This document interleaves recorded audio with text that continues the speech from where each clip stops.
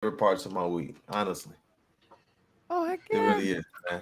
Getting up with you guys, our regulars, getting up with our guests. I guess we are live. How's everybody doing? What's happening, man? Good. Pops. What It's it good to do, see everybody baby? here. Basketball. I love all the hats represented. Lexi, she's flowing with the lion mane. So Yeah. definitely. I like it, man. But hey, I want to go around. You guys know the regulars. I want to just go around, let everybody introduce themselves. Hey, let's go ahead. Let's start with to the left of me? To the left of you, I got to the left of you is just blankness, my friend. That's There what we I go. have too. For Sean. That was for you, Sean. Oh, let's go what's to the going right on, of me. man? What's going on, man? I'm Sean Murphy, Sean F. Court from F. Court. You know me, Woodward Sports. We here, baby. It's good to be back. Good to talk some Pistons. Ready to go. What we got next? Want to go to my left? What up, Yeah. Sean? Oh, so it's me. See, I have no idea because everyone's on a different part of the screen. So I think Oh, wow. Yeah, how about here? How about this? We also got Sham, my guy at Sham on Twitter. What's poppin', man? Where can how's it people going, find you? guys? Pleasure to be here. Long time listener, watcher, just lurker. Glad to finally make it happen on this busy Thursday. Name is Sham, at Sham God on Twitter. Host of the Two Guys in the Goose podcast. If we ever do one, it's like once a quarter. But happy to finally be here and talk some Pistons today. Absolutely, man. We got our guy Steve, the Detroit Bad Boys, as well. What's going on, Steve? What's up, guys? Just like Sham said, long time lurker here. Happy to be here amongst everybody I follow on Twitter and on Instagram. So it's cool to be here. I'm Steve of DetroitBadBoys.com. I'm mainly a writer there. I mainly focus on the draft. I just dropped my top 100 big board yesterday, so go check that out if you haven't. I'm also the guy leading the what I like to call hashtag Davis discourse. I'm a big Johnny Davis guy. I'll be releasing that article soon, so make sure to check that out. Anybody that hates him, anybody that loves him, check it out because I think it's worthwhile. Interesting. And then we also got Go Blue Lexi. We got our girl Lexi. How you doing? Doing great. Happy to be here as always. Absolutely, Lexi. Where can people find you? What kind of content are you making? What are you up to these days? Yeah. I mainly focus on like college basketball, to some NBA, obviously with Pistons, and then NFL and college football will be in the fall. And I got quite a few things in the work for this summer and fall that I'm super excited about. Can't mention anything yet, but it's going to be exciting. So you can find me on Twitter, GoBlueLexi117. Same thing with my Instagram, same tag. So follow me. Heck yeah. And then last but certainly not least, we got my guy Downtown Deuce. What's My up, what's boy up? Deuce. What's happening, Good. baby? Hey, first of all, I want to say this about Lexi. Don't let the smile fool you. She will clap back if you come at her incorrect. But yeah, I'm Downtown Deuce. You can find me on Twitter, IG, Downtown Deuce. Doing some music with Kool-Aid, being here with you guys and representing the Woodward Pistons, brand. So happy to be here with y'all and looking forward to getting to some Piston stuff tonight. Let's get it. Absolutely. Don't you forget about the Shout out to Banks too. Yeah, don't forget about the Woodward Pistons let's put Godfather another either. thing Cool. Hey. What's happening, my I guy? appreciate it. Yo, you know what, Sean, bro, you consistently make this, man, one of the most fun times of the week. I appreciate it, man. That's the bro. He co-hosts with me. We love this stuff. Our table talk crew. Who else are we missing, man? There's Pistons talk. I had to do the shades for this segment, man. Yeah. Especially Pistons talk. Anthony, there's King, Jeff, Jonah. Do we like Jeff? What'd you say? We love Do we Jeff. like Jeff? That's my guy. We love Jeff. You know I love Jeff. Jeff. I threw a I love poll it, though, yesterday on our video since yesterday was my birthday. I threw, what should Jeff buy me for my birthday, PS5 or AirPods? And 72% of you said PS5. So Jeff, you know my address, you know where I live, so I'll be expecting my PS5 from you in the next week. So shoot, I need to give Jeff my address. I already have one, I guess, but I mean, what's better than having one? Two. So so Jeff, the clock's ticking. But What up, everybody? We're glad you're all joining us. Abe, DFS Docket. I know a couple people up there. What up, my people? What's happening? And we're all glad that you are joining us. We need that is never going to be Go Green Lexi. You're definitely never going to see. You're definitely never going to see Buckeye Lexi either. So see, like you're asking for a clapback right now. Yeah, like, you are. Get You out of are. here. Wait, Go blue. yeah. Wait. Lexi, have you ever heard what Sean just said? Did you say Buckeye? I have What? not. No, I would never say I thought you such said a Buckeye. thing. I was like, I'm already to like get to the screen. Yeah, dude. Like, don't let the smile fool you. Now we're seeing the proof of the pudding, man. Oh yeah, wait till bring football it out. season. She's ready to tear Martins up, hate man. me My during God. football season, but they'll tolerate me like throughout the rest of the year. So Hey Steve, you already getting some love, man. I just wanted to make sure we show some love to our people. Carl was good, Mr. Ray was good. Abe, bro, we gotta get this content together, man. Let's definitely do something soon, man. He's definitely friend of Woodward Sports, friend of Woodward Pistons. Definitely shout out. Okay. All right, hold on. We got somebody on the way. Oh no. But Steve, I want to be able to get you introduce yourself, introduce your perspective. We do got a packed show, but I wanted to let Steve talk a little bit about a certain prospect tonight from his perspective. So definitely take it away. Cool. So I'm here in Tucson, Arizona. I'm actually an instructor at the University of Arizona, so I'm going to always talk about my Wildcats too. But there's one guy I think if Troy Weaver is going to go after an extra pick, we definitely need to be looking at. It's Dalen Terry.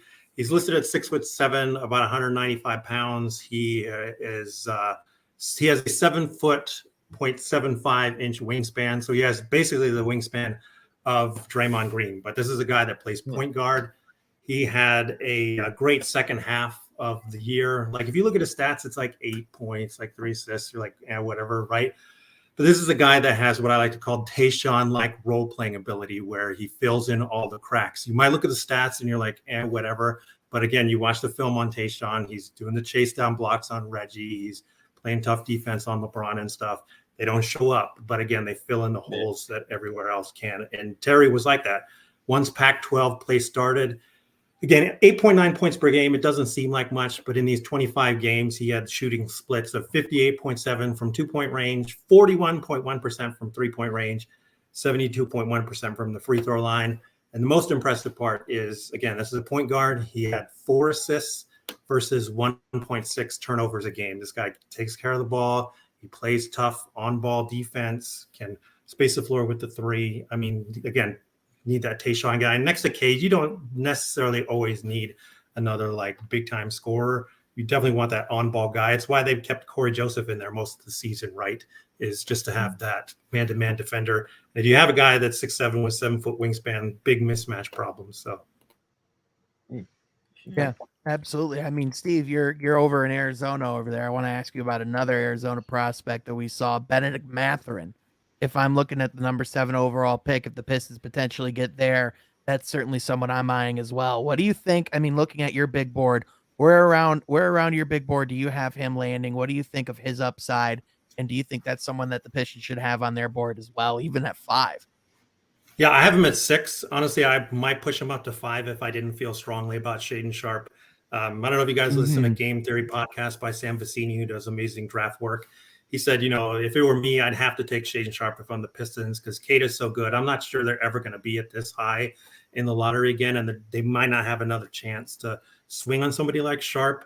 But again, if you don't feel great about him, Benedict Mathurin fits the role that you want next to Cade, ideally, right? An athletic guy that can throw the hammer down, play great man-to-man defense, doesn't need the ball to impact the game and still score. Great 3-point shooter, all these complementary skills that fit perfectly next to Cade. And he has a little bit of upside. My comp for him has been Desmond Bane with athleticism, like a more explosive Desmond Bane. Because if you look at the actions Memphis runs where they run him off pin downs and curls and stuff, we did the same thing here in Arizona with Benedict Mathurin. So he would come right in and be able to contribute without having to take the ball away a lot. Yeah, absolutely. Now, before we keep going, I would be remiss if I didn't say, we got our guy, everything King in the building, everybody. No. You with these echoes, my man. It's the King.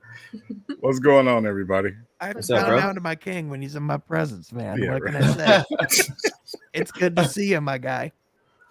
Man, I'm trying to figure out this camera situation, boy. I don't know what is going on tonight. I'm like, You're gosh, struggling man. over there. Hey, I Yeah. wanted, there was actually something Steve said that I wanted to bounce off of and get to the group anyway. So, Kool-Aid, while you're getting that figured out, you talk about the importance of swinging on a guy like Shaedon Sharpe when you have that kind of opportunity.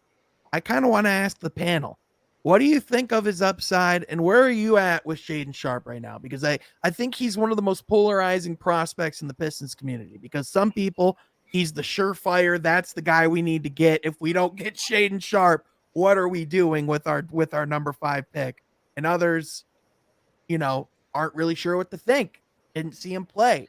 So that lack of footage might be scaring them. Sham, King, Lexi, I just want to know anyone's take. What do you think about Shaedon Sharpe, and how do you feel about taking him at 5 over people that we might know more about, like people like Jaden Ivey?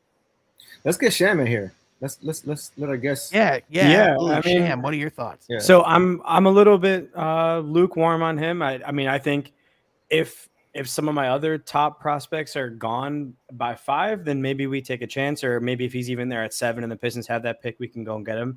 But I mean, like, I can understand why people are enamored with him. I mean, number 1 high school prospect, 26.9 points per game, 13.1 rebound. Hang on. Oh, wait, that's Josh Jackson. That's his stat. So that goes to show that it doesn't mean everything. You can get a bust who's amazing in high school. Harry Giles was number 1 prospect coming out of high school too. Mhm. It doesn't mean anything. Nobody has any, like, be very wary of the analyst on Twitter who says they know a lot about Shaedon Sharpe, because that really means they know nothing about Shaedon Sharpe. Yeah. Yeah, We've for all sure. seen the same footage. Right. Well, and the other thing too, the thing I say about Shaedon Sharpe with the footage, the thing for me is, first of all, you know what that footage is, right? Like those, who's filming that footage in those gyms? It's his trainer, it's his brother, it's his family, it's his friends around him. That's how this works, y'all. Now, I will say, you can go and you can look at his AAU games, you can look at his high school stuff. There is a lot of footage out there in that regards, but that just isn't the same as college tape. It's just not, because you don't really know how players truly react and how they actually do until you get to that higher level competition. But Steve, as someone that is looking at the draft boards and as someone that does a lot of draft coverage, what would you say to people like Sham and myself, to be honest with you, because that's kind of where I'm at. I'm weary with the lack of footage. What would you say to fans like us that don't really know how to feel about him? I mean, I get it. Unless you're working for an NBA team, you don't have any idea. Sham's right. Anybody that says, oh, I know him, whatever, like, they're lying. They don't know. Only these NBA teams who've done deep dives into his character, into his family background, into his EYBL, all that other high school stuff that they've done, they're the only ones that would know. But the one thing I will say, because I'm actually writing another piece for him, because I think it's time that we did something to say something about Shaedon Sharpe and why it would be okay at 5. If you dive back into the high school guys that were drafted, even guys like Darius Miles, Gerald Green, rarely did these guys bust. Because I actually went back and did this for LaMelo Ball a couple years ago. And that was the one thing that I looked at, was like, man, like, these guys worked out better than I thought. And most of them, like a T-Mac or Kobe. I mean, Kobe's probably the top of the top, right? It all had to do with developmental, and it all had to do with who was around him, which is why I would feel strongly about Shaedon Sharpe, because whatever you want to say about Dwayne Casey, like, I really cannot stand anybody that's like going to just poo all over him, because he's shown that he can develop guys. I mean, Toronto, Nick Nurse is getting all the love, but most of those guys are guys that, Dwayne Casey developed.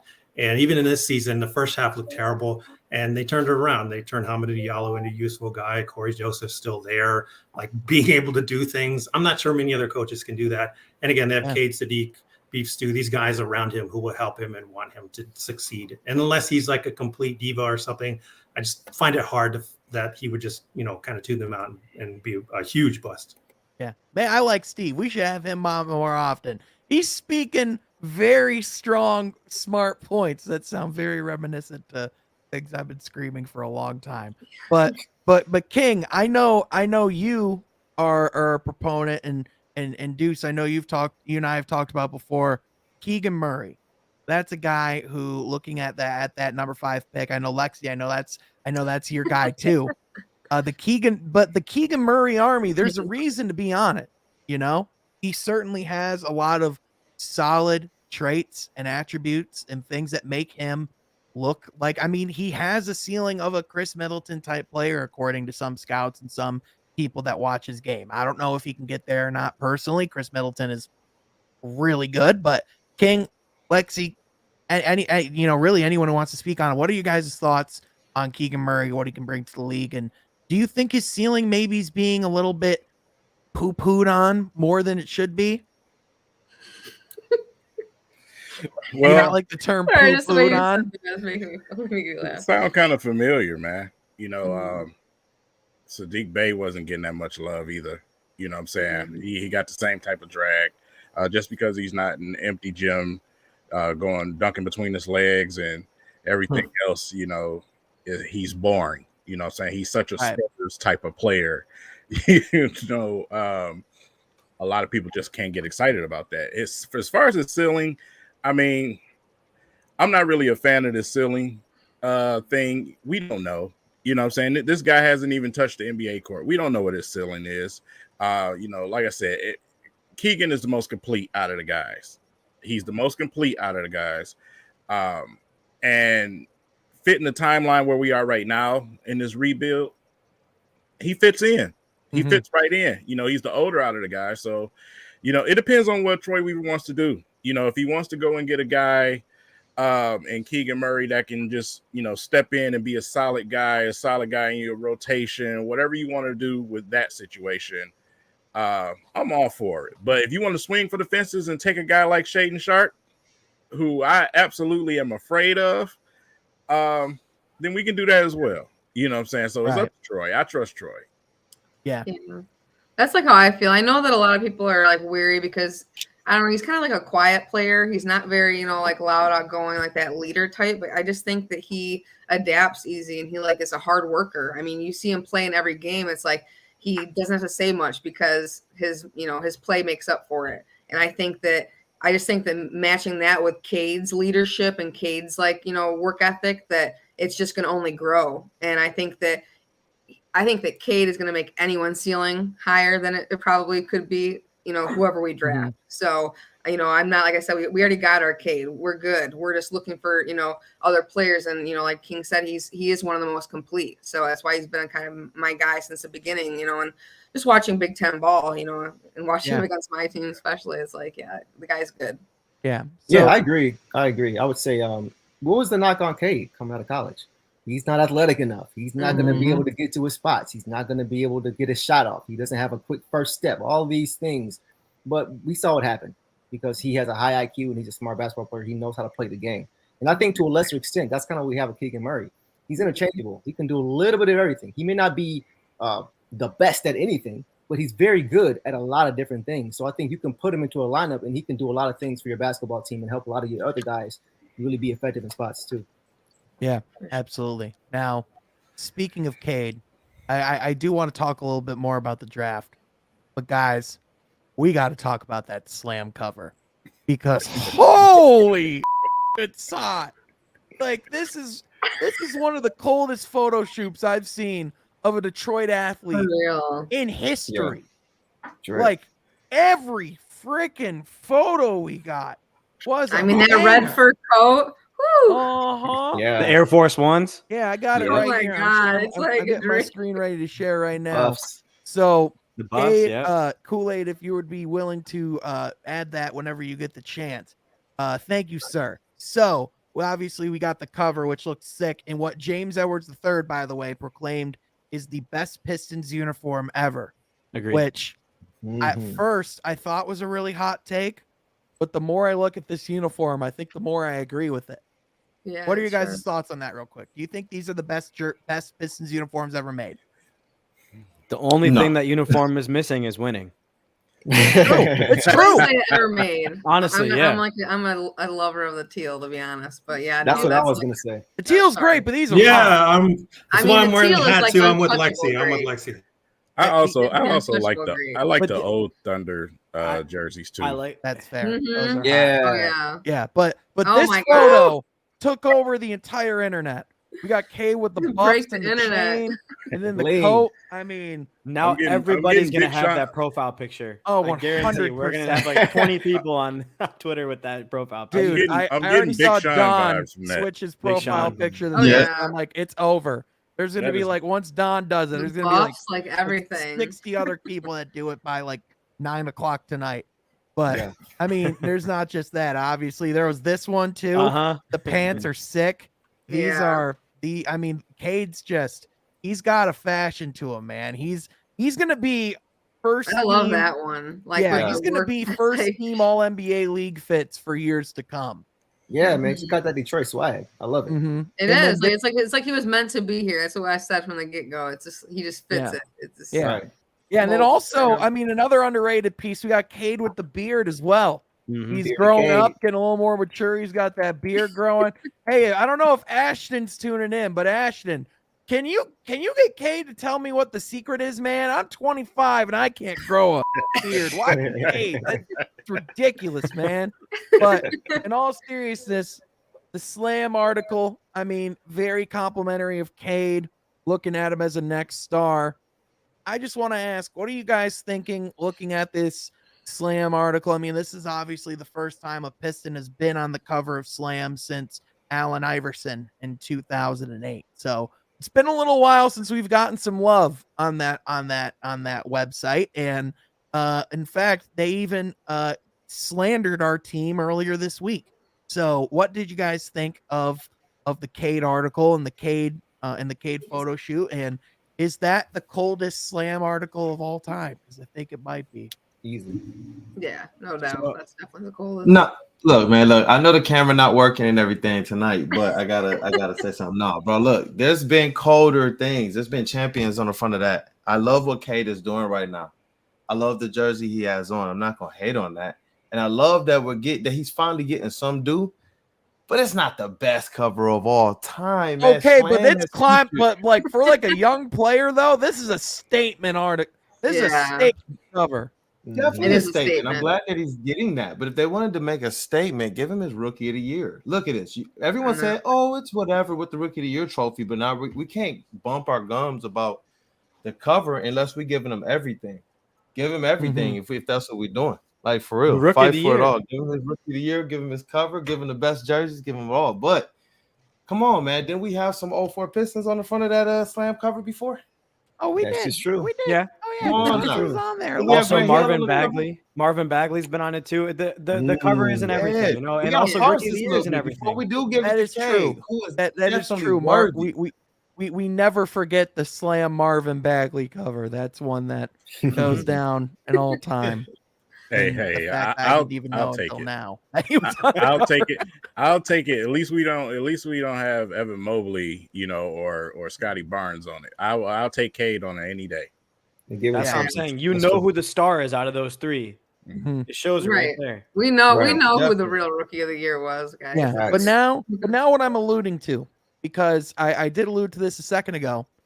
Slam also on my birthday, mind you, these How mothers dare them. decided on my birthday to give slander to the 03-04 Pistons because in the ranking of Slam's 75 NBA teams of all time, they ranked the Detroit Pistons, 03-04 Pistons, number 46.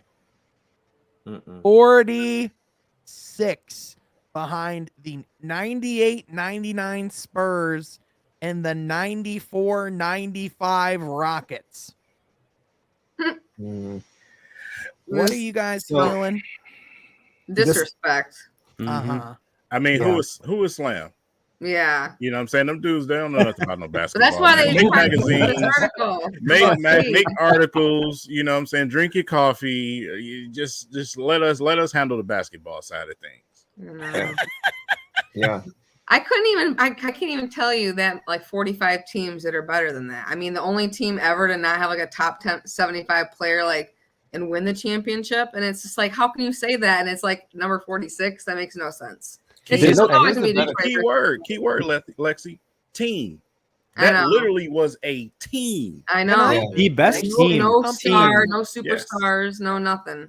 And also the bench. The bench was one of the best in the league too. That's a really underrated part of that team. But y'all, they have.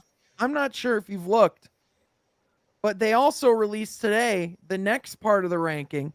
Oh gosh! And if you look at number 41, it's the 2018-19 Golden State Warriors. You know, the Warriors team that lost the finals to the Raptors. Oh my God. They ranked a team that, due to injury, granted, did not win the championship. They ranked a team that didn't win a title above the 03-04 Pistons. Wow. I'd be really intrigued to see the age of the person that posted that list. I really would. I bet they're young as hell because that's wild to me. I think because it's just like this team was great despite not getting the three-peat. If there was a do-over, they would win the finals. But like, no, that's not how this works. Like a Looney Tunes. Hey, if you're not a champion, you should not be on. Am I the only one who remembers teams were celebrating when they could break 70 points against some of them players, man? Oh yeah. Like, am I tripping here? Like the best statistical defensive team. Realistically, this era, that don't count for nothing more than 46. Right. That's crazy. It's funny you say that because that like block that Tayshaun had, that chase down block, that was going around Twitter a couple of weeks ago or like a couple of days ago. And one thing that nobody noticed was what was the score of that game with 3 minutes left in the game? 69-65. Yeah. Let that be a mark of how good this team was defensively. And you know what? Slam, this is typical Detroit versus everybody, right? Like, that's typical. They're going to always disrespect Detroit teams, Detroit players, but let that be a mark of how prolific Cade Cunningham is, because even with that Detroit jersey on, he is on the cover. Yeah. That's a great point, Shan. Like, just speaking to the defense, I remember in 2004, that's the championship season, when I think it was 13 straight games of holding opponents under 70 points. Almost 14, if you remember. There was a game against the New Jersey Nets. Does anybody know the name Aaron Williams? Aaron Williams, regular season game. Aaron Williams. The New Jersey Nets has 69 points in this regular season game. He gets put in during bench time, during garbage time. He comes in and he gets a tip in, and they score 71 points to break the streak, and the whole bench is going crazy like they won a championship. Bro, that's what I was referencing. That's what I was referencing from the get-go. Like real ones remember celebrating scoring over 70 points or getting close, but you were losing the game. Yo, wasn't this every team got grown, like professional men being paid millions, happy to score over 70 points in a loss. I'm sorry, bro. You got to be higher than 46. Well, and you won the title that year. I want to know, like, opposing people going up against like Ben Wallace under the basket, like how terrifying that probably was to do. Like, I heard like that alone in itself. They won't give us credit. Rushed to change the rules of the game after the season. They literally were like, "Oh, we're not doing this again. We're not going up against that team again." Like that. That's 70. That was the last era of like truly like good defense in the NBA, in my opinion. Like, I mean, I'm talking like die hard. You don't give up a play the whole time you're out there, you know. And it's just, I miss that era. It's not even the era. That might be the best defensive team of all time. Yes. Yeah. No, I agree for sure. Like, that was prolific defense in a time that was unheard of. Well, guys, the Warriors team that lost the finals in 2018-19 was pretty special. I mean, they were great. They didn't even win a championship, but they got pretty close. No, I want to talk about crazy. Get out of here with that. What's up, Kool-Aid? Kool-Aid, shoot it. No. What I was gonna say is the Warriors, man. I keep hearing people talking about they got the shooters. You know, people who can hit these threes. And I'm just sitting here like, do you guys understand how the 04 Pistons play defense? Mm-hmm. Do y'all remember who did that double team? Can y'all tell me? Anybody? Not even Shaq. That's the thing. They were strapping Yeah, up, that bro. was the most Who's impressive. double teaming Shaq? Nobody. Ben Wallace, bro, if he scored 30, he's going to have to take 50 shots. You see what I'm saying? When you look at this Warriors team, who really is getting busy against any one of our singular defenders? That's a completely different game. This is like, that's what I'm saying. You drop them into that 04 era. Who's getting busy against Chauncey? Who's getting, some of these guys are making defensive teams. You see what I'm saying? I really hate when they start this notion of, well, he can shoot from anywhere. Chauncey can shoot from anywhere. He just chose to be more of a facilitator. We all know what Chauncey could do, man. He was coming in realistically. If he needed to go and get that 35, 40 points, he could do that. We saw him. Mr. Big Shot was a guy who was like, oh, you want me to shoot from Curry range now? Okay, game. They're lucky. I got lucky you. my boy I Arroyo didn't wasn't on the need- team. I until miss the watching next that year. 3. How did he get that nickname, Mr. Big Shot? Right. Exactly. I don't know, dog. Like Or and Rip people, Hamilton. How did they he get that? trashing he and Ben Wallace. What are you, dog? Draymond. Hey, listen, I respect you. I'm sorry, bro. On no level is any one of their front court players messing with Rasheed, Ben, Corliss, Eldon Campbell, bro. They don't got one that can mess with Eldon, bro. You beat me to it.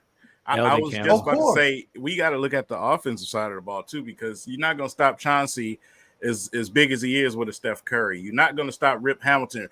Klay Thompson is not about to chase Rip Hamilton around the entire game. And Tayshaun. Tayshaun's win. You know what I'm saying? You're not stopping Rasheed. Nobody's stopping Rasheed. So it's just like, man, come on, man. Well, guys, there was also the thing. I'm about to go back and watch that season again. Yeah, actually, if I can put in. Get on YouTube and start.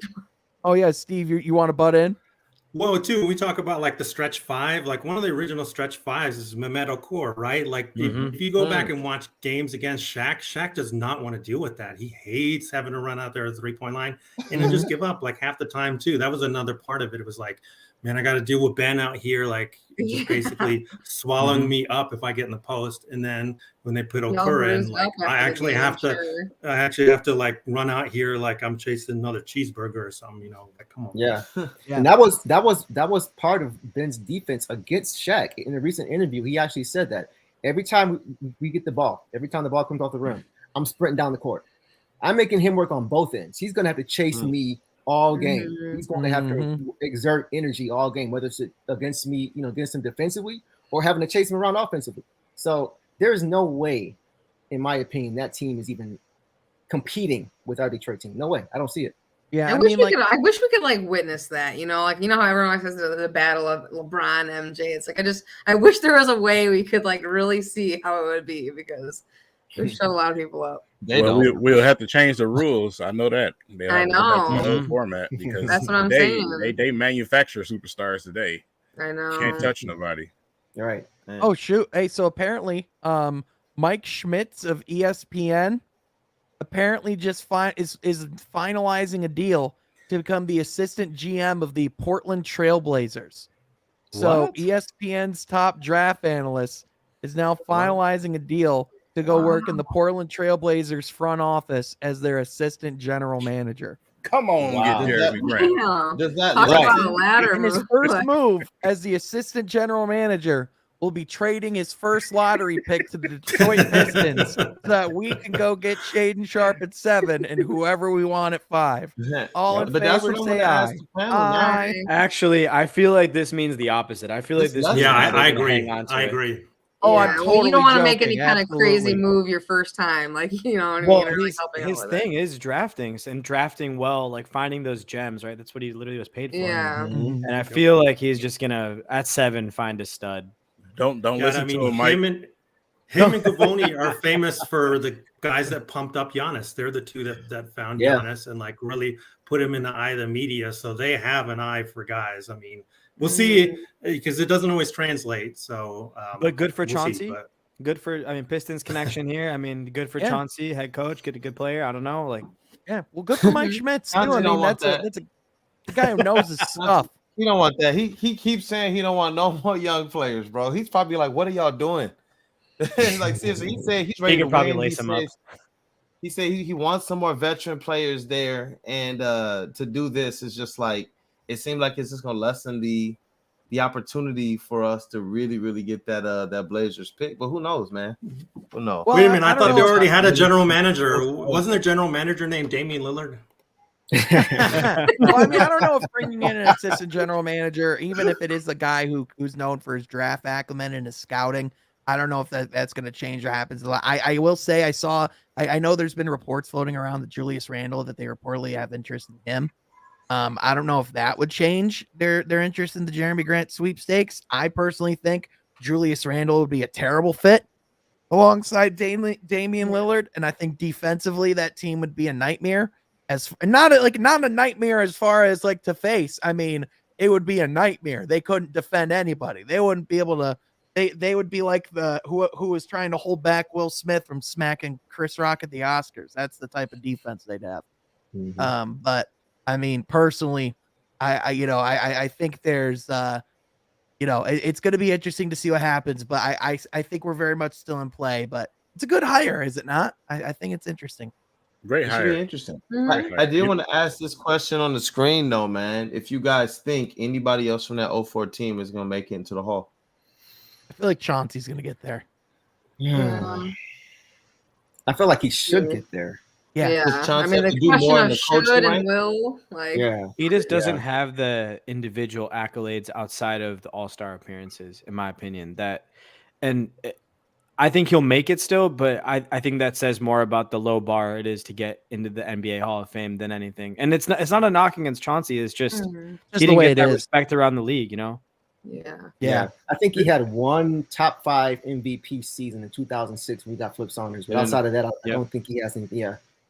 And the Finals As long as MVP the- against, though, how do you weight that Finals MVP against one of the better teams in what NBA history? Yeah. But that award could have gone to any one of those guys. Like Ben Wallace was sure. incredible in that series too. That could have easily gone to him. Mm-hmm. But that goes to the strength of the Ooh. collective. Yeah, but he They was were also the collective. maestro, though. He was the one offensively that had to put the pieces together, and he really, in my opinion, I think Chauncey did a lot of the dirty work too. So But I can say the same. But I can say the same about Ben on the defensive end. A lot of the stuff in defense that's were really. They were just all great, and we Well, loved them, and they were perfect. I would say I this. will say- All the guys, obviously, it's a collective effort, man. But it's Right. one of those guys that stand out from them guys, and I don't think he get enough respect for what he did in Portland, and that's Rasheed Wallace. Rasheed Wallace was that dude in Portland, even though they sucked. He was that dude in Portland, man. So like I said, I don't think any of them get it. Hall of Fame, though. It ain't gonna happen. Yeah, I don't think any of them get it, but it is Wow. what it is. if I anyone think does, He's in it's the Hall Chauncey, of Fame though. of Detroit. King, from a talent standpoint, Rasheed definitely. Do you guys remember when they played the Lakers? The Lakers were struggling. The first championship in 2000 when the Lakers beat them, they had to go 7 games. In that third or fourth quarter, they were down 15 points. And Rasheed was hooping. So from a talent standpoint, there's no doubt. But is he going to get there? It's another story. King. And like I said, this resume thing, is, like I said, you got to look at it, man. Is Charles Barkley a Hall of Famer? He's a knucklehead. He's terrible. He's got an MVP. I mean, he's Hall of Fame even post basketball. I think more than he was on the court. I mean, for real, he's like the funniest dude in the world. I can watch him every day. I was retweeting all this stuff, but yeah, no, I agree though. It's gonna be tough. It's gonna be tough. Yeah. That the MVP puts him. I mean, Yeah. has there been a single MVP that's not been in the Hall of Fame? Derrick Rose may be the only one. Well, if they were, they would have played for Detroit. Well, Right. That's what you need to know. Derrick Rose played for You should Detroit. have a shrine of ball don't lie in the Hall of Fame. Like that, it should be just like.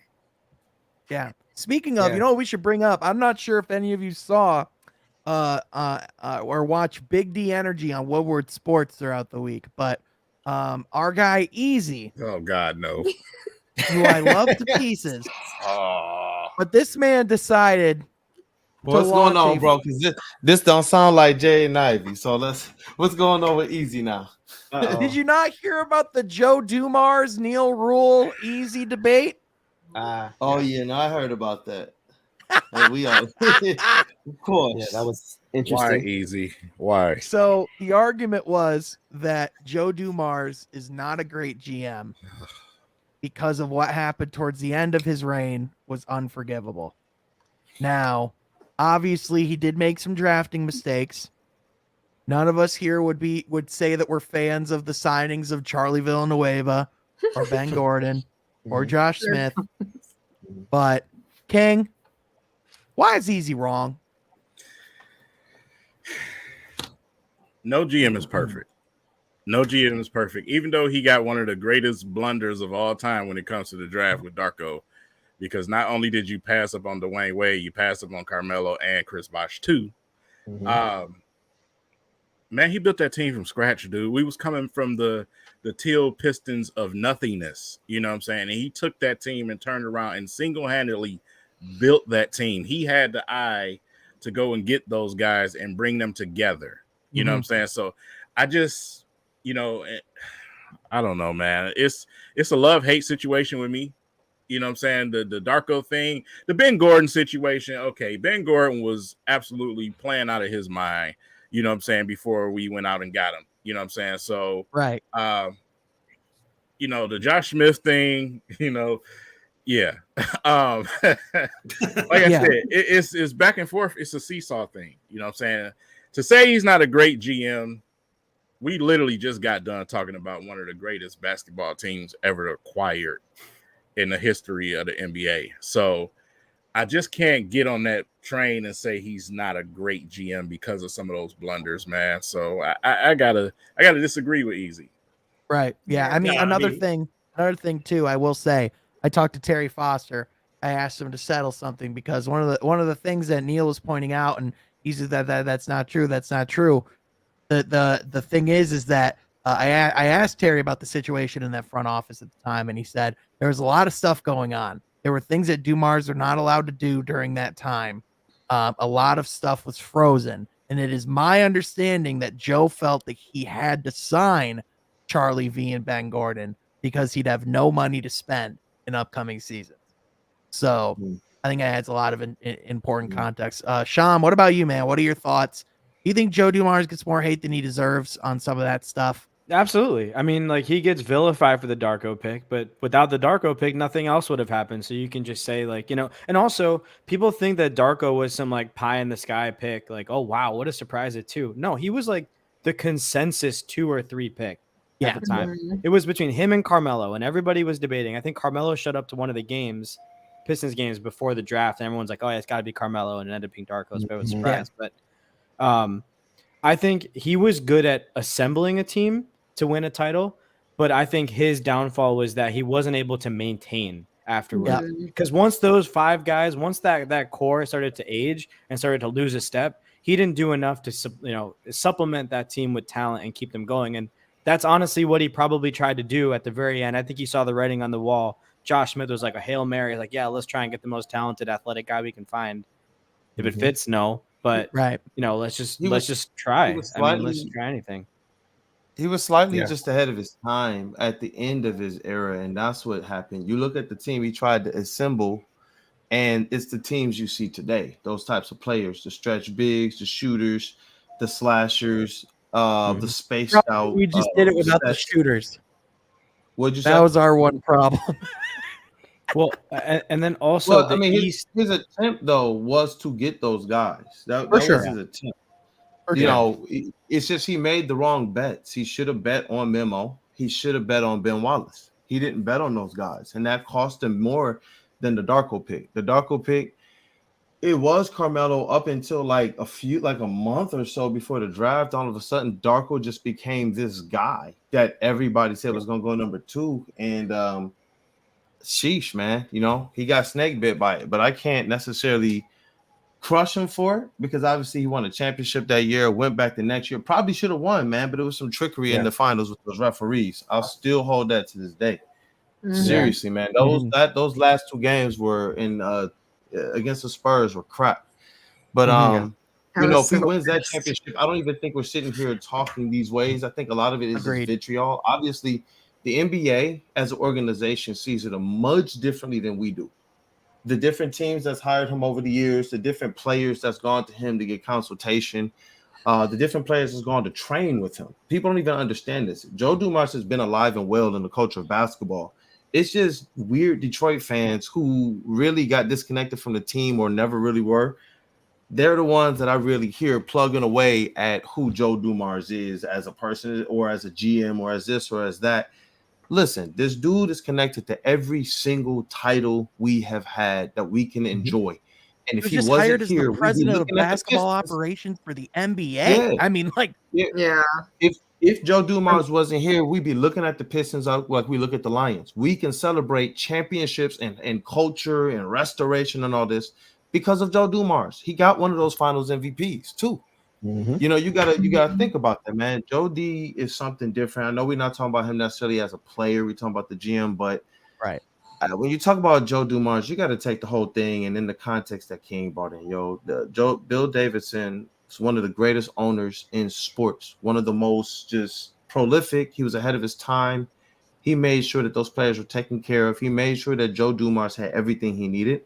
And when he passed away, even when he got kind of sick, things just got locked up and you can't really operate. Joe made some sporadic moves that you ding him.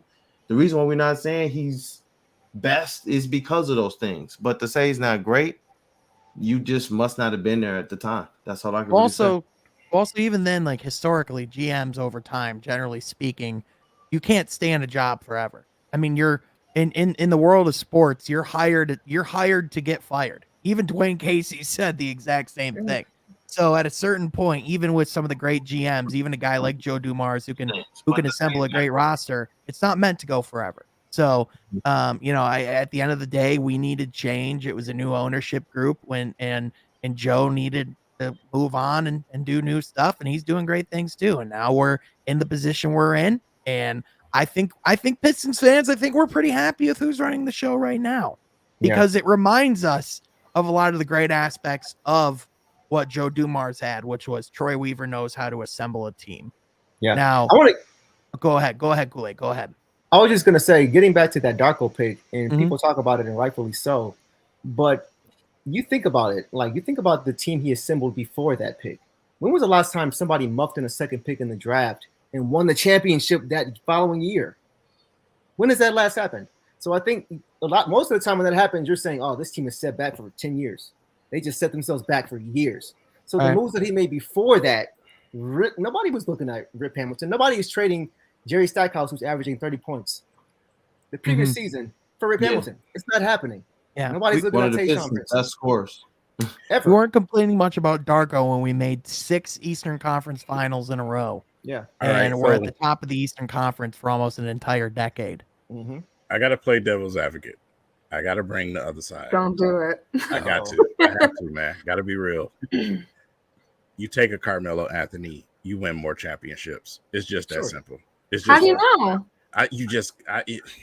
If we get Carmelo, do we ever get Sheed? No. So you're gonna risk giving up the championship they got for the possibility that it might have one. Look how many chips Carmelo has right now. Also, Carmelo was very ball dominant, and we keep talking about best team. It wouldn't have necessarily been a team if Carmelo's the guy. So what Sheed brought on defense too. What Sheed brought on defense, the way he bought in, Carmelo would never have done that. Never. I gotta back up King here. Not even just Carmelo. You take Chris Bosh, you win more championships. Yeah, I think Bosh might have. Yeah. I have a Denver Nuggets Carmelo jersey. Okay, I love Carmelo. Don't get me wrong, but it's like you just think of if we took him, we would have never got Sheed, and then all of it can tumble in a row and maybe never happen. But obviously, like hindsight, it's 2020 for everybody, but for sure.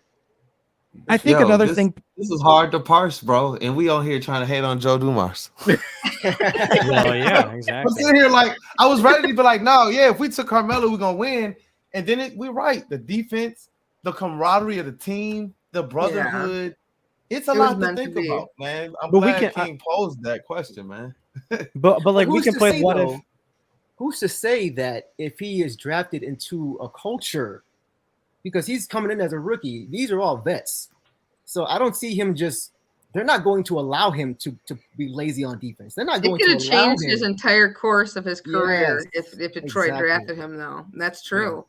Absolutely. Like, I think who knows, it might have been a lot better, but Yeah. But Yeah. we can play the what if game all day, right? Like, what if Right, Darko right. took basketball seriously and actually and didn't Yeah. bleach those tips. What if Yeah. Supercuts never put in those highlights in his hair?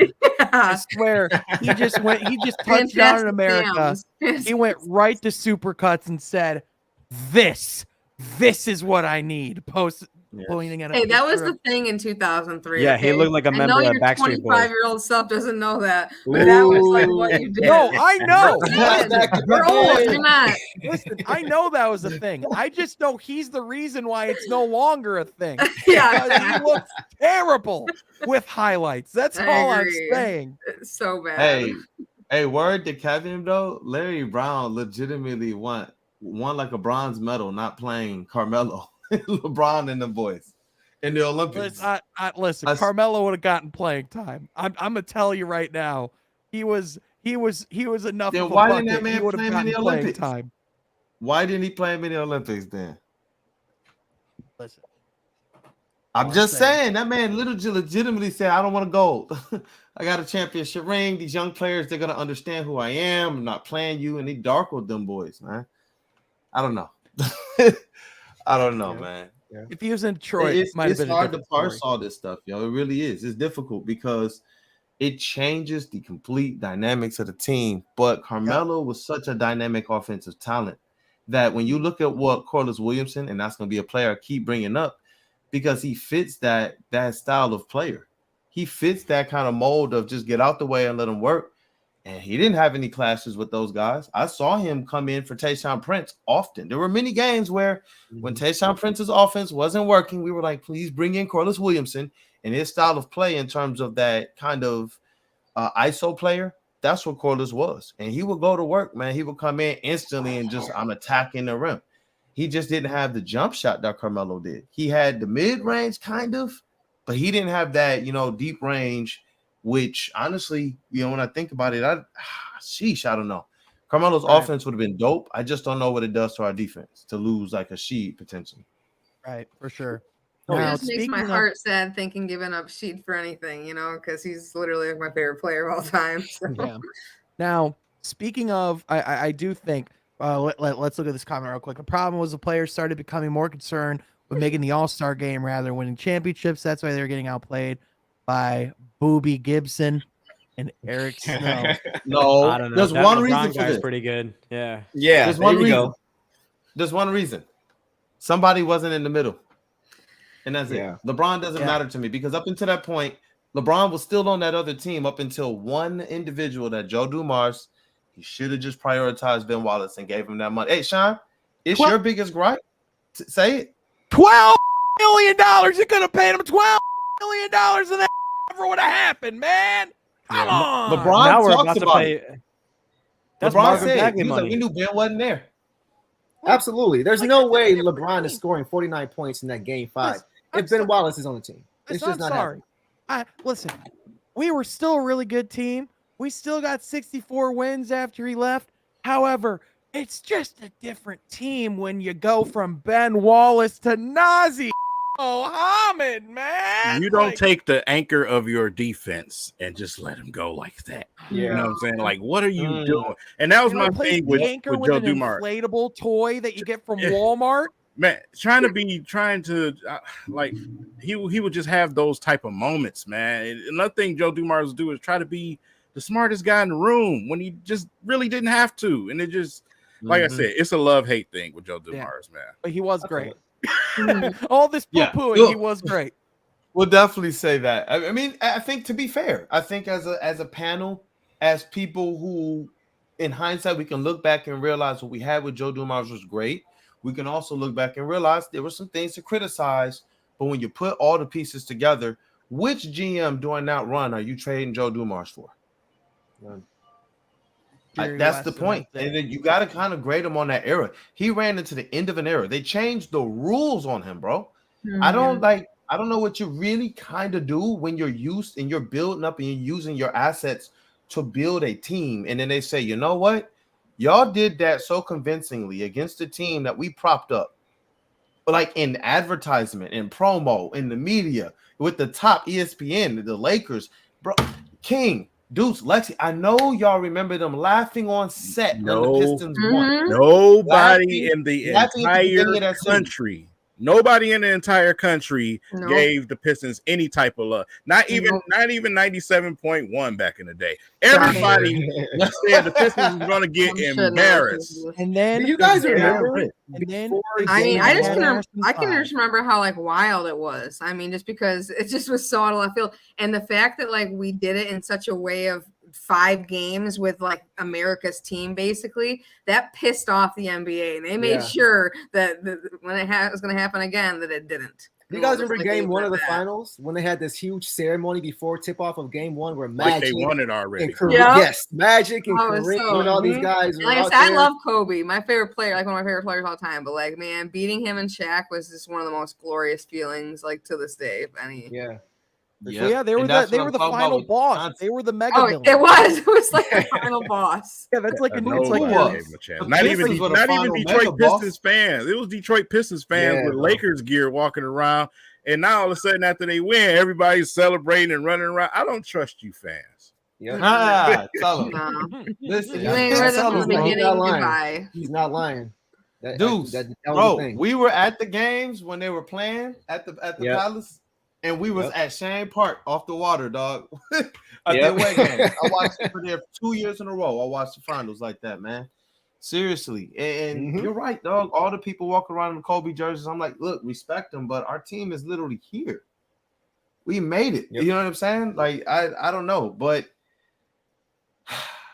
think about if we didn't have this to talk about, man. And that's why I give Joe Dumars a lot, because it sucks to be a Lions fan and talk about the fact that they don't have any championships, man. Yeah, they don't. But as we talk about the draft, I do want to make sure we get in Jaden Ivey talk. And I want to talk about this from this perspective. If the Pistons pick him, not do you want the Pistons to pick him, but if the Pistons pick Jaden Ivey, I just want people to share their thoughts as it relates to the type of fit he'll be, what you would want him to improve upon. You know, we talked about this on the podcast with Rod. We said we was going to bring it to the table talk crew and let people kind of just discuss.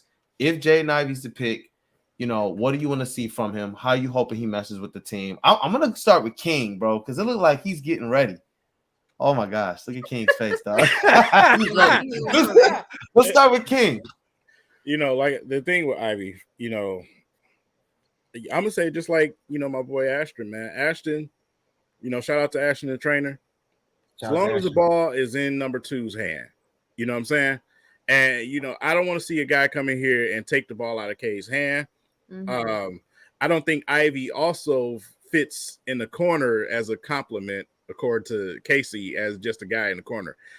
So it'll be interesting to see how he fit in, man. I just want a guy that fits into what we're doing, what we're building here.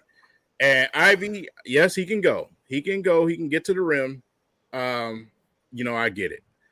But does he fit alongside K? Is he going to buy in to Dwayne Casey's offense? Is he going to buy in and just be one of those guys that's a supporting member? You know what I'm saying? Because like I said, K is the guy, man. Ivy's not going to come in and be the guy. You know, he's going to be a part to go with what we have already.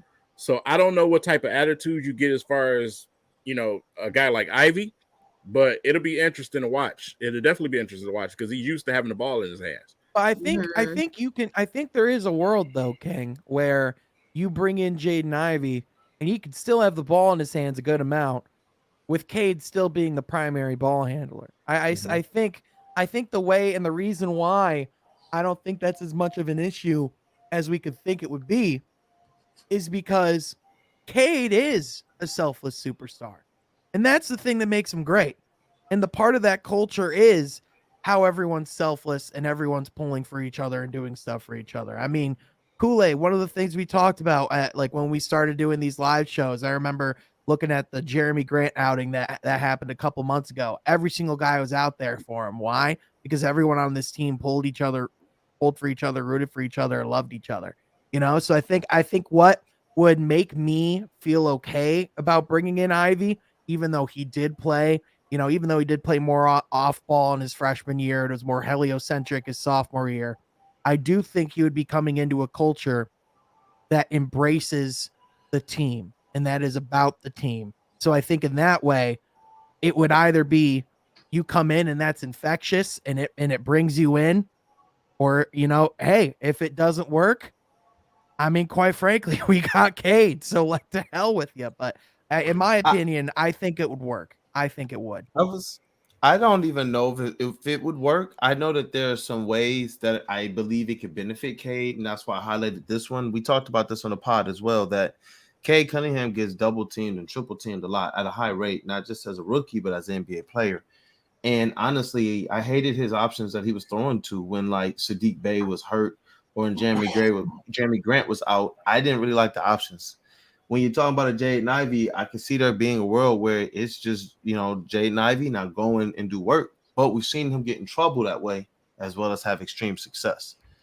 When I look at what Jalen Green was able to do with his speed and athleticism, I got to be honest. If that translates for Ivy, it does excite me a little bit. It really does, because we haven't really had a player of that ilk here. We've had players that we thought could be that, but we've never had a player like this. And the Pistons, they always try to go for the best fit. They try to get cute. They try to go with the guy they think has, some talent that can go with their guys. But we never go and just muck it up and just say, we're just going to take this guy because he's just the best guy. Like, I don't know how he's going to fit, but we're going to just throw him out there because we think he's the best guy and see how these basketball players run. I don't know how that does or doesn't do for these Pistons. If we're saying they're not ready really to win right now, just as much as people would say take Shaedon Sharpe because he's a project, I would say let's see how two dynamic basketball players like Ivy and Cade can mesh kind of in the backcourt. I got some concerns because I've seen him be real tunnel vision sometimes when the ball gets to him, and he got some bad shots on file, man, some bad looks, and that scares me there. Let me just say this, guys, just real quick. The thing with Ivy, the reason why I say that is because when you're watching Ivy on film and you're watching all 22s, Ivy is not, he's, as far as Dwayne Casey, are we a team that, get out and run on the break a lot? You know what I'm saying? So the thing with Ivy is Ivy flourishes as a guy that gets out on the break. But in half-court situations, decision-making, shot selection is just not there. But is that not where Cade comes in, though? Is that not where not where he could set up and help them improve in that area? I mean, obviously, that's an area of concern and an area of weakness. But I mean, obviously that's going to be an issue. But I think, listen, we're putting too much on Cade too early in his career. Cade is going to be that. But I also think he still has to find his own way right now. I also think we're digging a little too much on Ivy as well. Because I think the difference is I think we're selling ourselves on Sharpe because there's no tape on him and we have so much tape on Ivy. I know that's not what you're doing because I know you're not keen on Sharpe, but like, listen, man, just collectively, like, listen, Jaden Ivey's a good player. Like, I want people to know like, if we ended up with him, he's a good player. All I want to say. Yeah. And that's what I will ask is what you have seen, and for everybody else too, I'm gonna make sure we get Lexi, Deuce, Shams, and Steven as well. And King, I'll start with you first. What if they do draft him? What is it that you hope Jaden Ivey does on this team, rather than some of the things that we think he's going to get into trouble with? Like, what is it that you believe he brings to the table? Because he is a top 5, top 6 talent. He does warrant to be that high. And if they do pick, what are you hoping he does for this team? I hope that he brings a dimension to his game as far as shooting, and be a little bit consistent with that. Like I said, he's going to score. He's going to slash. He's going to get to the basket. That's going to happen. That's just going to happen. They're comparing this guy to John Morant. I wish they would stop doing that. He's a good player. In no way, shape, or form am I not saying he's a good player. I think he should fit well with what we have. Like I said, we got some veterans in the mix still currently right now on the roster, in Jeremy Grant, Kelly Olynyk, some of those guys. So I would like to see him come in and fit to what we're trying to do. That is my biggest thing. I don't want him to come in and try to do too much.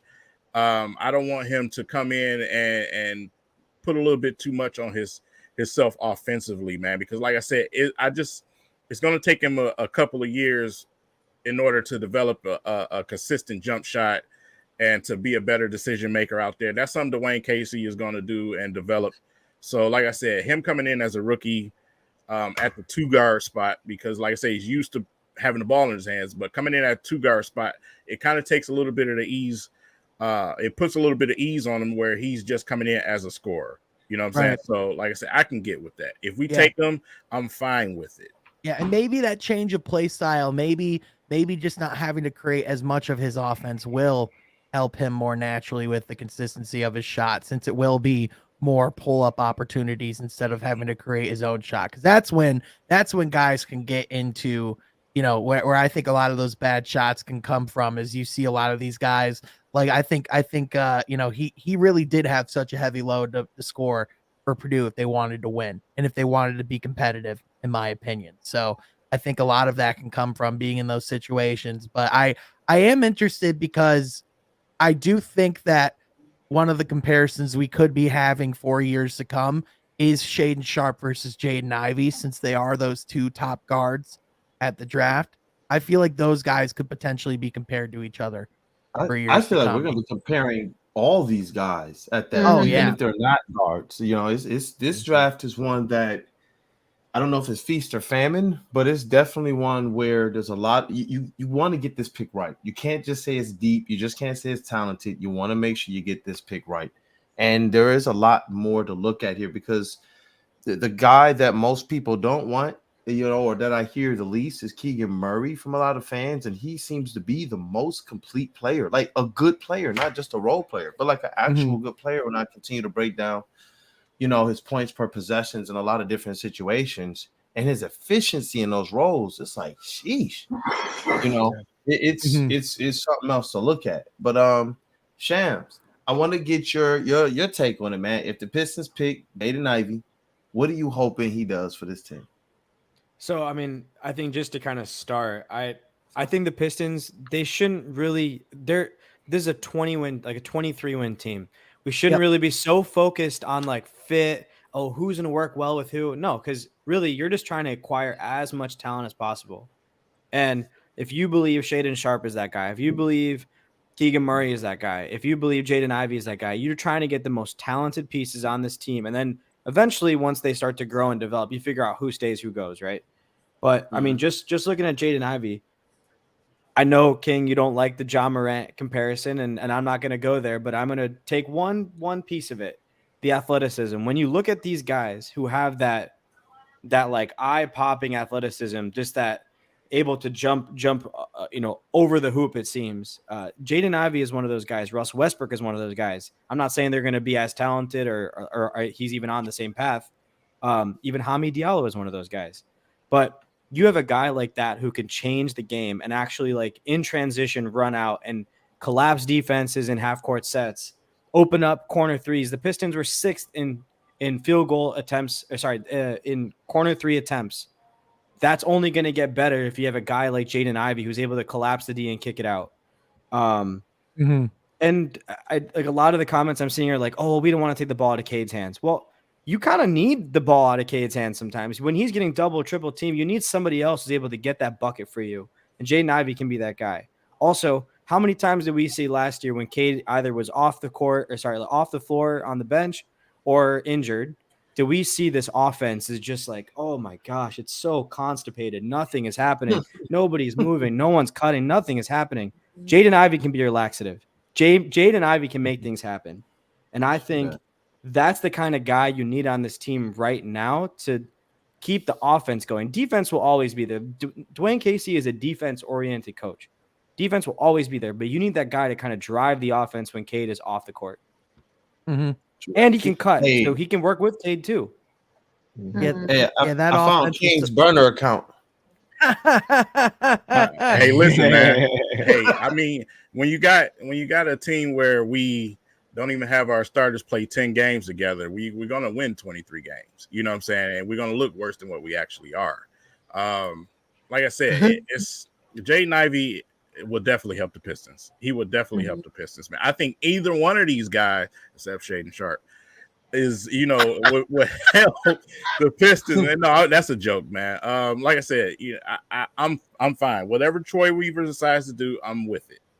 Right. I mean, this is the type of draft we're talking about, feast or famine. I think this is the type of draft that defines GMs. I think this is the type of draft that we look at. We look at these executives that are going to have the opportunity to be drafting in the top 5, and whoever they walk away with and whoever they ultimately decide that they're going to take very well could define the trajectory of their franchises going forward. Yeah. So Definitely. I think it's very interesting. Yep. So Lexi, what is your take on if the Pistons, I know Keegan Murray, that's been the player, but if they take Jaden Ivey, man, what do you hope?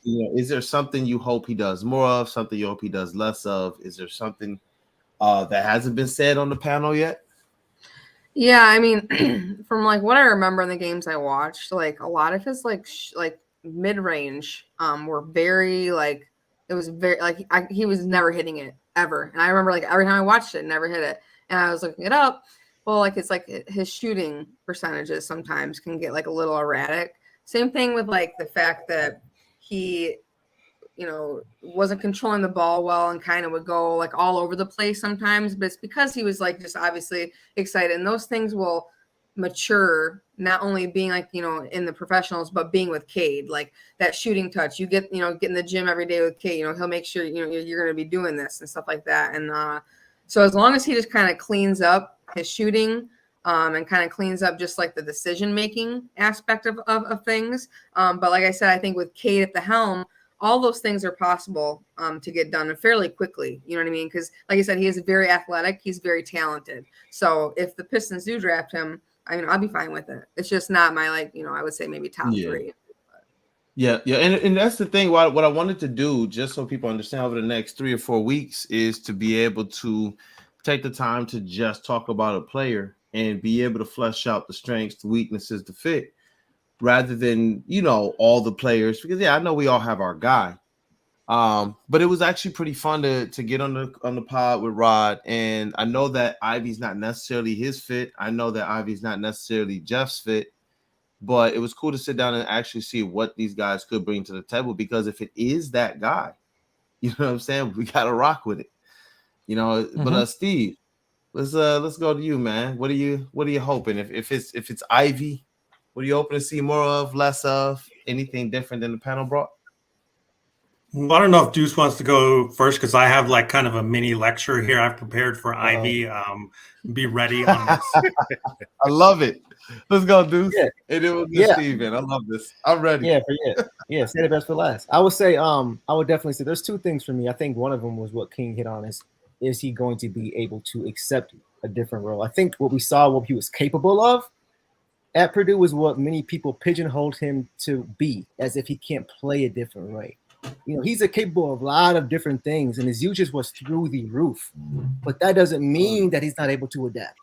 I think that's the first thing. The second thing I think is, you think about the Pistons last year, one thing they did not have a lot of were easy baskets.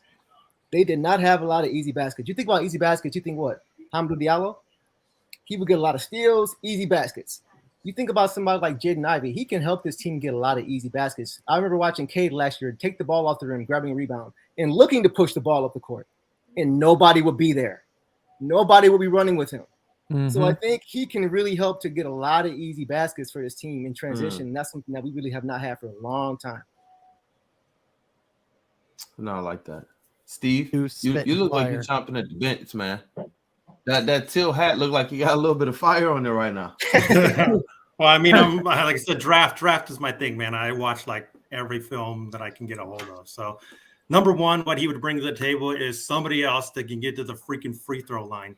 The only Piston that was able to average over 3.5 trips to the line was Jeremy Grant. Even Cade was at like 2.6.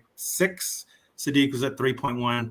Nobody's getting to the free throw line. Jaden Ivey just this past year had 207 attempts at the free throw line in total, 5.8 per game.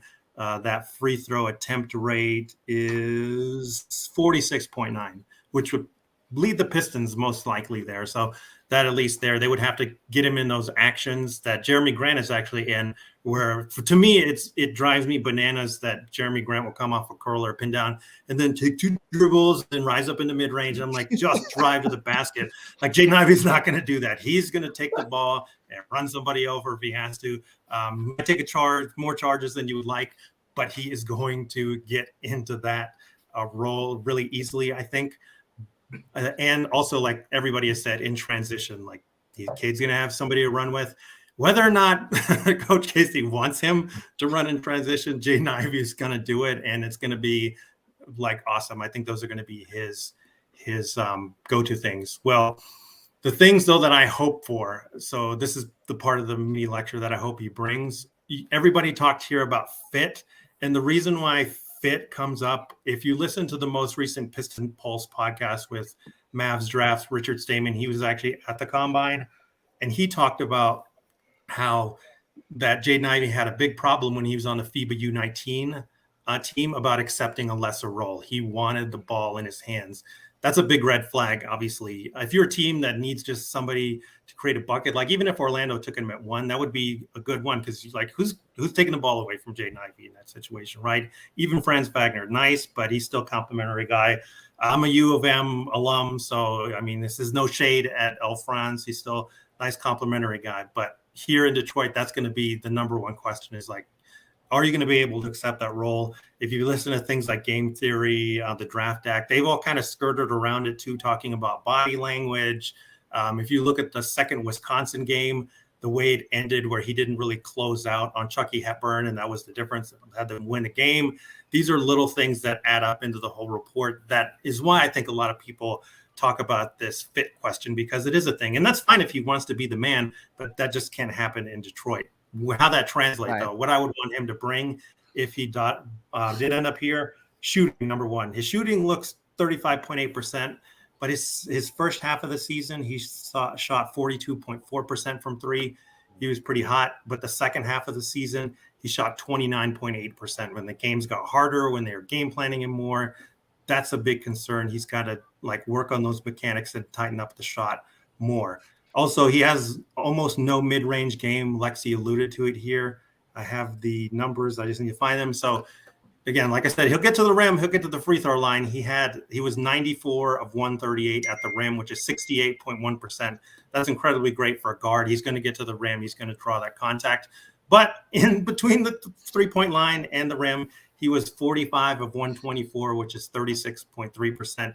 That is bad for a guard as well. And anybody, again, talking about him as a point guard, that should be where you would stop the conversation, because any good point guard, like a Ty Washington, is going to have that type of a mid-range game to be able to counter that kind of stuff. So he's mainly trying to get to the line, trying to shoot threes. He's got to tighten up that three. The main thing, though, that concerns me, last point I'm going to make on the lecture here, is on-off numbers don't always tell the whole story about like defense, but they give an indication. Purdue's defensive rating with him on the court was 104.4. Purdue's defensive rating without him on the court was lower at 100.7. Not a good indicator. And again, the opponent's offensive rating with Jaden Ivey on the court was 106.1. Not a good mark. And then the opponent's offensive rating without him on the court is 96.7. That's almost a 10-point difference. That gives you an indication that he's not paying attention to little things. And I alluded to that Wisconsin game. There are these things where he's just not always consistently looking as athletic on defense as he is on offense. So defense and that three-point shot would be the things I would be like, yo, man, this is where we got to work first. Mm-hmm. Yeah. And honestly, with the NBA, with where it's going, the mid-range game almost seems to be making a comeback. The guys who can attack that mid-range, whether it's attacking it to get all the way to the rim for a floater, a layup, or the shot, they're seeming to have a feast.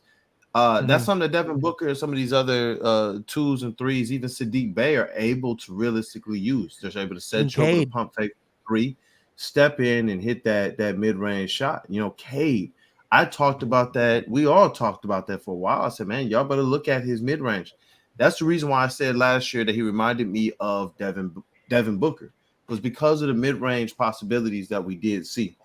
And to speak to how bad Jaden Ivey did look on some of those mid-ranges versus Cade, who is not a guy that many people were saying was going to be a mid-range shooter, but you can see the potential. That gap is kind of startling. You know, I saw him going in and just completely airballing, hitting the backboard, you know, front rimming things. And I don't know if that's just I don't know if it was he's just not a mid-range guy, and that's what the defense was just giving him. Because if that's what the NBA is gonna give Ivy, if they're gonna say, you know what, set up our charge taker to just sit in the paint, set up our guys to sit there and try and get the blocks and give him the middle, they're gonna freaking, you know, to a degree, Killian Hayes him. That's what Rod and I were talking about. We're like, you know, does he turn into a player that winds up having to get push floaters and jumpers and such? If the shot, if I can add, fouls. Yeah, if I can add one last thing, than Killian Hayes, though, I will say that much. It doesn't get easier. Yeah. NBA. It doesn't get easier, and like I said, at this point, it's like I'm not saying that, you know, Ivy's terrible. I'm not, but I'm like, okay, start Diallo then. You know what I'm saying? Start Diallo. You know what I'm saying? When he got his opportunity to start, you seen what he can do. Start Diallo then. You know what I'm saying? Because it's like, okay, we going out and we drafting the guy that's just going to be a slasher that can get to the rim at times, because he's not going to get to the rim willy-nilly in the NBA. Doesn't work like that. What's this notion that he's just Hamidou Diallo, though? Like, that's like what I don't get. I'm not saying like, he is Hamidou Diallo, but what is he offering as more? I'm not saying you are, but I've heard, like, you know, like Laz even said that last week on Pistons, like, table talk, like, he's not Hamidou Diallo. What does he offer you more? Well, I think he's far more of a consistent jump shot than Diallo has. His comp should be Victor Oladipo.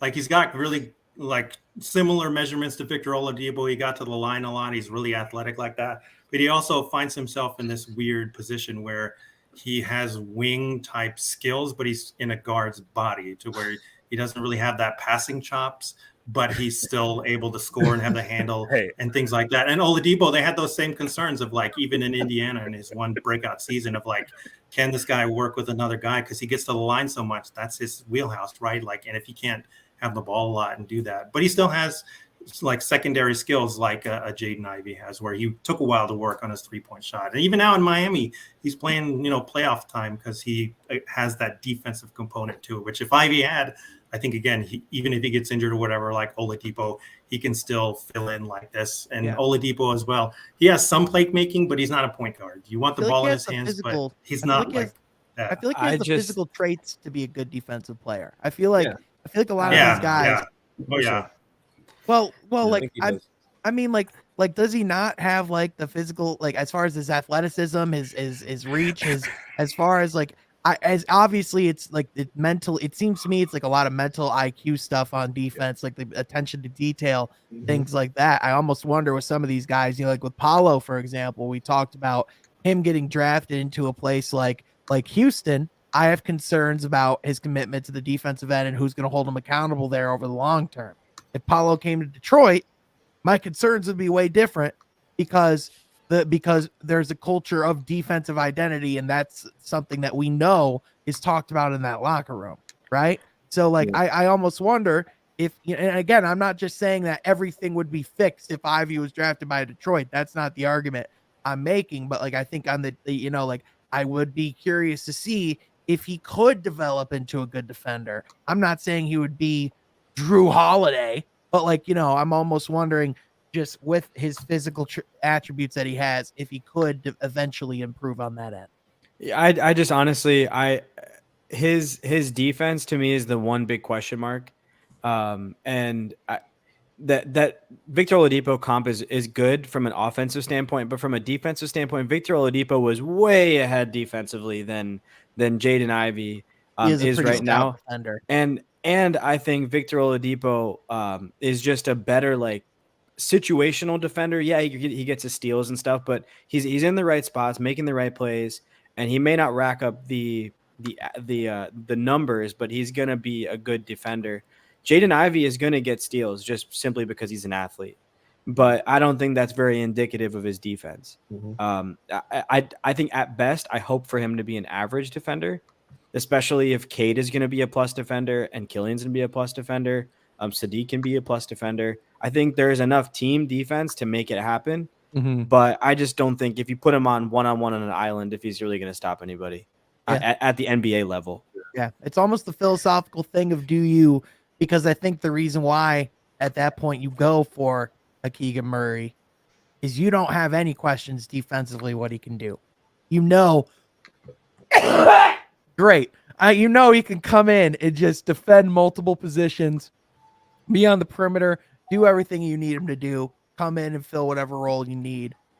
You know what I'm saying? And team defense wise, it's almost more complete. Whereas if you bring in a guy like Ivey or Sharpe, you're sacrificing some of that team defense for more of that offensive firepower and some of that offensive upside that they could potentially bring. But I mean, listen, man, I'm like, yeah, you got Kojo. King. No wonder we didn't run the transition last year. You're running the transition with Corey Joseph. That's what I'm saying. You gotta have players. You gotta have players available. Not the NBA, brother. Like, dude, if we had Jaden Ivey, that changes the dynamic. Bro. Corey Joseph is coming back though. He's that veteran leadership that Dwayne Casey needs on his team. He's got that player option too. He's got that play. He's in a opt-in. He's in a. Sham, come on, man. Not that I want him. I'm just saying that's what Dwayne Casey option. likes. Yeah, for sure. He's gonna be next year's Jameer Nelson for us. Oh man. Jameer. Hey, but I had this one comment up there. They were talking about his comp was Dwayne Wade, and I wanted to ask you about that because you brought up something about Jaden Ivey. What was Dwayne Wade really, really good at? That Jaden Ivey doesn't have that mid range for as much as that athleticism. Yeah, Dwayne Wade mid-range, that hitting that shot off the glass, that post kind of off the glass. I hated Dwayne Wade. The mid-range, he had a mid-range runner, bro. Or he'd literally be moving in the air and be I'm like, how you even 18 feet out? Yeah. Ivy don't got that. I haven't seen that yet. Yeah. Hey, I mean, listen, does he have the ability? Yeah, sure. But to say that that's a comp right now, I just couldn't because his shooting is just terrible. I also just don't like to compare people to one of the top 5 greatest shooting guards of all time. Yeah. Can we just not do that? Ever? Or the current best, one of the current best point guards in the league right now in Ja Morant. Yeah, Ja Morant, the guy that we're literally comparing to the second coming of Allen Iverson. Can we just not compare that guy? These dudes ain't even drafted. We talking college basketball players that didn't show up in some big games. Yeah, we're talking about a kid who still has to call himself a Boilermaker. This guy needs some time to grow up and be an adult. You know what I mean? Who is, bro? Well, to be humbled a little bit too, especially because he's just always been the guy who's been it, and it's you're going to come to Detroit, King said, it's just you're not going to be the guy. So you're going to be it's going to be a humbling experience if he is drafted here. Yeah, you're going to go from being the guy who was it to the guy who ain't shit. Welcome to the NBA. Maybe he'll accept that after the run we saw, though. If they did pick him, maybe he's you know what? I need guys like Cade. It's fun to because Duke and I were talking about this earlier, man. When you're playing 21, there's a certain way you play. When you're playing just kind of out there, when you're not with your guys, but when you're with a team and you got some hoopers, you got some gunners on there, you got some guys that you know what, even though I feel like I can do this and I can do that. It's a different feeling when you're playing with guys that's fun to pass the ball to. Guys that are trying to pick you up and encourage you and things of that nature, man. It's just different, I would like to believe that Jaden Ivey is the type of player who, if he came here, the culture of this team would be one that could uplift him to a different level of play, where this guy is going to put in the work. Because I'm hoping that whoever comes here, even if it's Ivy, that these guys aren't lazy. I'm hoping that they're working. I'm hoping that they're listening to the coaches, to the front office. I'm hoping that Troy has a clear-cut plan, and we know this. That's why we trust Troy. These are the things that are my hopes. If it's somebody like an Ivy, because there are a lot of questions for a lot of these guys, other than realistically Keegan Murray. Keegan Murray, he might not have some of the athleticism or certain things that you're looking for out of the intangibles, but as it relates to a basketball player, Is there anybody else that people believe is more complete? And you know what? Save it. Because he's a player we're talking about next week. Hey, Kool-Aid, before we close the show, can I brag about my new Twitter profile picture real quick? Oh, definitely, man. Hey, it's birthday shine, bro. We didn't get a chance to even give you the birthday shout out, man. I appreciate it, man. I Definitely, appreciate happy it. birthday, bro. Sir. I appreciate it, man. Yeah, hit the big 2-5 on May 2-5. So it was the golden birthday. We had fun. But I wanted to flex with my new profile picture because this is a 8-year-old Sean Murphy. Hey, look, it's some dude in Sean Murphy. Yeah. Yeah, It's I a have legend. that jersey. Is it what jersey is that? It's a Ben Wallace jersey. Okay, that I have the Reebok? same. I have the same version, but Billups. Mhm. Yeah. I rolled up. Like the square, like. I rolled up and met a Los Angeles Laker and had the audacity to do it in a Pistons jersey. But You mean a also, Michigan State player? that is We Irvin. don't recognize no Lakers. That is Irvin Magic Johnson and Of Michigan Sean State. Murphy. There was It's someone like that I showtime. posted. Yeah, this was back when I was a kid. I posted this on YouTube and someone said not to be a hater, but this looks fake as hell. I'm like, what are you talking about? No, Sean, real talk. I was gonna hit you up this morning in the group chat, like, bro, your Photoshop skills are amazing. Like, straight up, I was like, post that on socials right now. Put the Woodward logo on there. Let's go. Yeah, put the Woodward logo on there right now, dude. But hey, man, seriously, this photo's sick. Shout out to Magic. Literally was super nice. I remember that day vividly, and my mom found that. I literally hadn't. Why are seen y'all that like photo. this in the comments, dog? Why are y'all like this? I'm not. No more comments getting posted tonight. Come on, man. Oh, y'all God, y'all y'all don't gotta terrible. do that, Y'all are man. terrible. They own. I was waiting He for knew it that. was coming. Wow. Yeah. Yeah, we had to know. Anyway, but I didn't even realize that you could see the comments. This whole listen, time. man. Hold on, Listen. dude. Yeah. Listen, he Womp was an womp. awesome guy. He was a really nice guy. The nicest. It was a great. I got to meet one of the greatest basketball players of all time. Top 5. Oh yeah.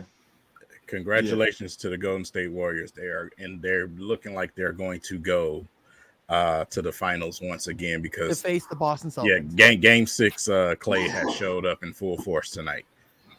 Yeah. Took him a while, but he woke up. He finally woke up. Mm-hmm. Yep, they got Game 6 Clay a game early. So Yep. they yeah. But hey, Scary. man, I'm glad we were able to do this rap, man. Like I told y'all, we plan for one thing and it just winds up becoming this kind of family thing. And I kind of want to get these same people back if we can for Keegan Murray. I feel like that's going to be even more polarizing. I really do. I'm looking at King. He's like, but I want to get everybody back on, man. I definitely do. You know, Shams, Steve, I'm glad you guys were able to join.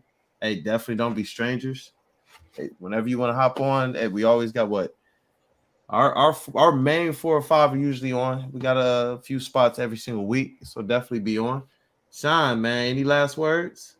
Man, thank y'all so much for tuning in. Kool-Aid, thank you for letting me bring it to a weird direction with the Joe Dumars conversation. I actually had a lot of fun with that. That was We a had blast. to. It was a great conversation. Yeah.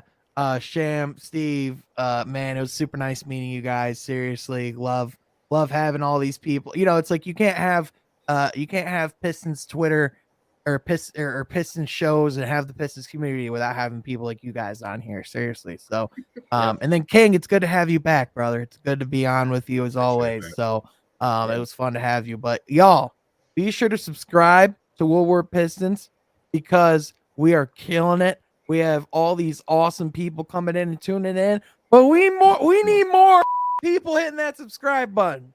So hit that subscribe button, man. Be sure we're on the journey to 1K. Let's do Hey, it. and we got that drive show coming up too. We got the drive show coming up. It's gonna be epic. It's gonna be epic, man. I'm hoping we can have everybody in studio. Hey, definitely some of these guests that you guys also see on. Hey, listen, our table talk crew is always it's always room. But we're gonna try and definitely get some more people involved as well, like Shams, like Steve, and others from Pistons Twitter.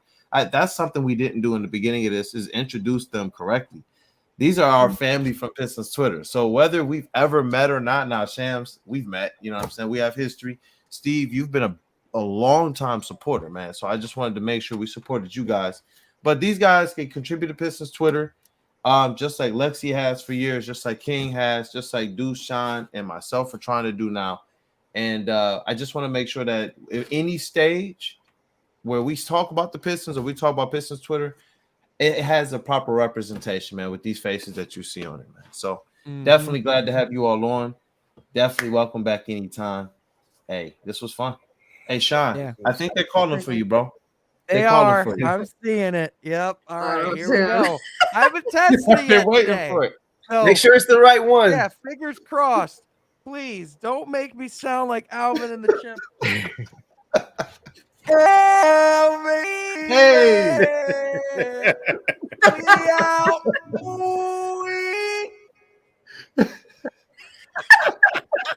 Hey, cool. You gonna jump in, bro? You gonna jump in and get some vocals? Dog, listen, man, his singer face was Why so. Did it do it again? It did it again. What the heck? What? Oh, never mind. It's working again. I don't know what this thing is anymore. God dang it. Hey, I respect this one, man. Shout out to Deacon. This was fun, man. And definitely King, Lexi, Deuce, man. Tell people where they can follow you and support your content as well. You can follow me on Twitter at Everything King. You can follow me on YouTube at Everything King. Instagram at I am King77. And if you don't subscribe, run a fade. Hey. Yep, you can follow me on Twitter, GoBlueLexi117. Same with my Instagram, and stay tuned this summer for some fun announcements. Hey. Yes, sir. And Deuce.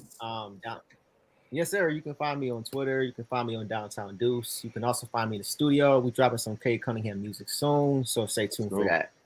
Hell yes, let's go. Also, Storm Half Court hit 1,000 subscribers, so thank you to everyone for that. Good job. We're on the rise and up, baby. So be sure to subscribe over there as well. Yes, sir. Hey, I think that we'll call it a night. They said that they want the chipmunk, but I think we should save that for Keegan Murray night, man. I don't even know if I could recreate that chipmunk that we had that one night. That was crazy. You know what? We'll play that. We'll play the video next time, though. Definitely, man. Tune in. We're gonna play that blooper again. Yeah, bro. That boy, put that in the Hall of Fame. That's gonna get in before Chauncey. Huh? Yeah, that'll be in the Naismith Hall of Fame in Massachusetts. It's gonna be great. Shout out to everybody here too in the comments. Yeah, shout out everybody, man. Thank you. Thank you everyone in the chat, man. We love y'all. Appreciate all y'all, man, for real. Yeah, 100%. Yeah. Peace. Thank you everyone, and we will catch y'all next time here, baby. WOODWARD Pistons Table Talk. Detroit, risk everybody. Yeah, always. Detroit Kool-Aid from outer space. Jordan's better than LeBron, Deuce. Hey, that's gonna be an episode, bro. Here we go.